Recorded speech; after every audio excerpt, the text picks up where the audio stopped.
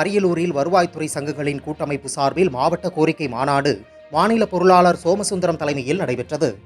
இந்த கூட்டத்தில் வருவாய்த்துறையில் பணிபுரியும் அலுவலர்களுக்கு அதீதமான பணி நெருக்கடி ஏற்படுத்துவது தொடர்பாகவும், குறிப்பாக களப்பணியாளர்களுக்கு போதிய கால அவகாசம் வழங்காமல் இலக்குகள் நிர்ணயிக்கப்பட்டு மன அழுத்தத்துடன் பணிபுரிய நிர்பந்தம் செய்வதை தமிழக அரசு மற்றும் மாவட்ட நிர்வாகங்கள் முற்றாக கைவிட வேண்டும்.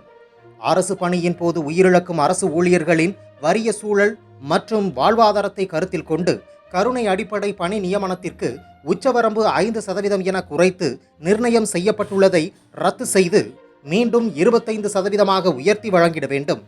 கிராம உதவியாளர்களுக்கு கருணை அடிப்படையிலான பணி நியமன ரத்து செய்யப்பட்டுள்ளதை மீண்டும் வழங்கிட வேண்டும். வருவாய்த்துறை சங்கங்களின் கூட்டமைப்பின் நியாயமான கோரிக்கைகளை பேச்சுவார்த்தை அடிப்படையில் நிறைவேற்றிடவும் முதலமைச்சர் உத்தரவிட வேண்டும். இப்படி 8 தீர்மானங்கள் நிறைவேற்றப்பட்டன. மேலும் பழைய பென்ஷன் திட்டத்தை தமிழக அரசு கொண்டு வரவில்லை என்றால் வருவாய்த்துறையினர் குடும்பத்தின் வாக்கு முழுவதும் தற்போதைய அரசுக்கு எதிராக வாக்களிப்போம் என மாவட்ட தலைவர் வேல்முருகன் பேசினார். இதில் மாவட்ட செயலாளர்கள் பாக்கியராஜ், பழனிவேல், அடைக்கல பிரவீன், மாவட்ட தலைவர் அறிவானந்தம், சரவணன், செந்தில்குமார், திருப்பதி மற்றும் வருவாய்த்துறை சங்கங்களின் கூட்டமைப்பினர் உள்ளிட்ட பலர் கலந்து கொண்டனர்.